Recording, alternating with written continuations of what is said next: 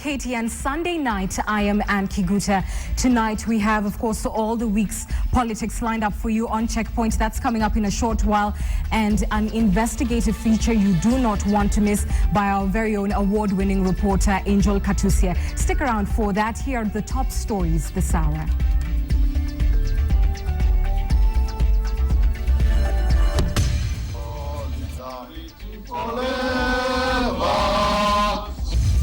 Teachers strike. Ruto to hold crisis talks with teacher unions ahead of Tuesday's strike ultimatum. We also want to encourage our Senate brothers to stop calling themselves superior because it does not help us. Why executive Senate face-off is increasingly putting devolution at risk. Tired of being swindled, Samburu Morans head back to class. Still in this bulletin, why Kenya is fast becoming a source of albino body parts in our feature, Prisoner of My Skin.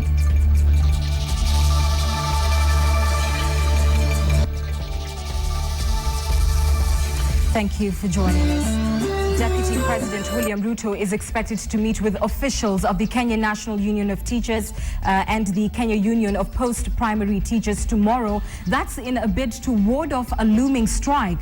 Already, Capet has issued a strike notice, while NAT officials are contemplating similar action after the government failed to allocate funds to cater for teachers' allowances in the budget. Rita Tinina now reports on the latest showdown between teachers and the government.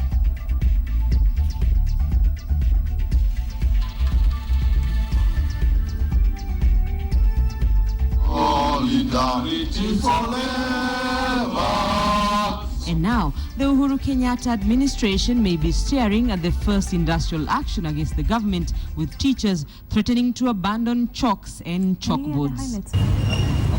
The latest confrontation between the government and teachers stems from the 1.6 trillion shilling budget read by the National Treasury Cabinet Secretary last week. The Kenya National Union of Teachers wanted at least 50 billion shillings allocated for the recruitment and promotion of teachers, as well as settlement of allowances that were negotiated in the year 1997. None of the funds were factored in the budget. Already, the Kenya Union of Post-Primary Teachers has issued a strike notice over the missing funds in the budget. The classroom must be empty until the government pays. The union makes us strong. The Kenya National Union of Teachers top organ is in coming days set to make a decision that could see teachers go on strike.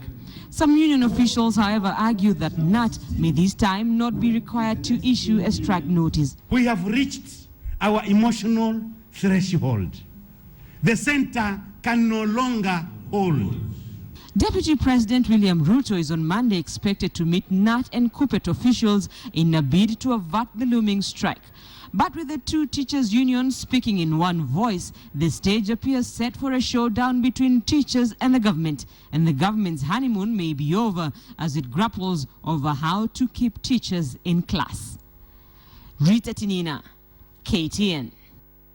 Just some sad news now, and 7 people lost their lives yesterday along the Webuye Eldoret Road after the vehicle they were traveling in collided head-on with a lorry. According to police, 3 passengers died on the spot, while 4 others died on arrival at hospital. 5 survivors are currently receiving treatment at the Webuye District Hospital after undergoing surgery overnight. At least 1,500 people have died as a result of road carnage since the year started. This is already half of all accidents recorded in the year 2012. The traffic department has blamed careless driving and speeding as the main cause of death on our roads. Well, 48 billion shillings, that is the reason behind the awkward space surrounding the devolution debate. The Senate has drifted away from the executive after the president assented to the Division of Revenue bill. The 48 billion shillings allocated to the devolution ministry, however, would have only guaranteed each county an additional 1 billion shillings. So is this debate really about the money? Ashimwilu now reports. A major drift now looms between the executive and the Senate.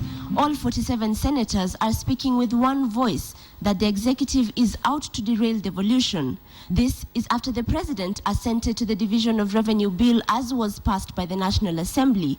The Senate's argument is that 48 billion shillings should have been included in the funds to be allocated to the counties. It's not so much about the money.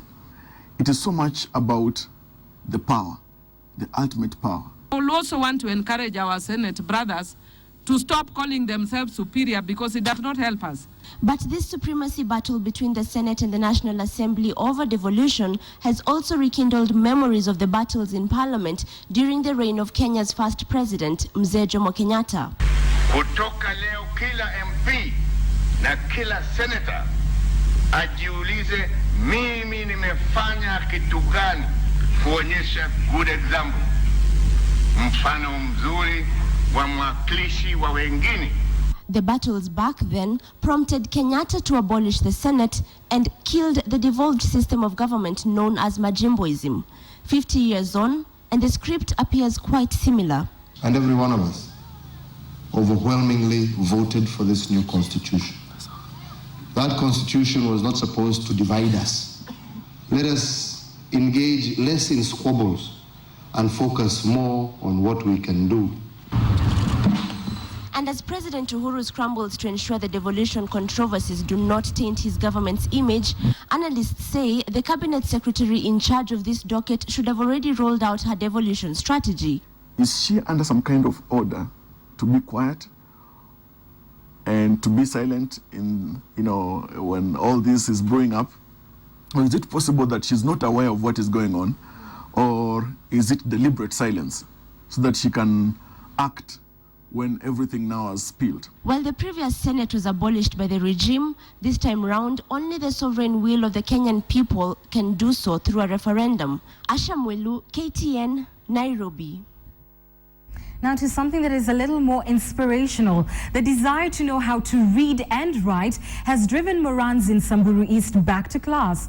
However, to avoid the embarrassment of being seen by their juniors, the Morans wait for normal schooling hours to lapse before dashing to class to get an education. Here's that story. 1 p.m. Time for nursery pupils at Lentanai Primary School in Samburu East to go home. As they make their way home from a distance, adult Morans peep to ensure the young pupils are all gone. Then they make their way to class. They are just few among those who desire to learn how to read and write. They make their way here for voluntary classes offered by the nursery school teacher to them. The Morans say they desire to know how to read and write so they can run their livestock businesses efficiently. They say they did not get the privilege to go to school when they were children. Hata ukifanya biashara hatujui kufanya. Kwa sababu sasa hata hatujui mahesabu. Hata tukitaka kuweka pesa kwa benki hatujui kuweka, hatujui tunaanzia wapi. They admit they are embarrassed and they do not want the nursery school children to support them in school. They now want the government to assist and install solar panels in schools in the area so they can learn at night when the young ones are at home. Well, it's time for us to take a short break in this special edition of KTN Sunday Night. I'll be back with Checkpoint shortly. And of course, Angel Katusia will present Prisoner of My Skin after these messages.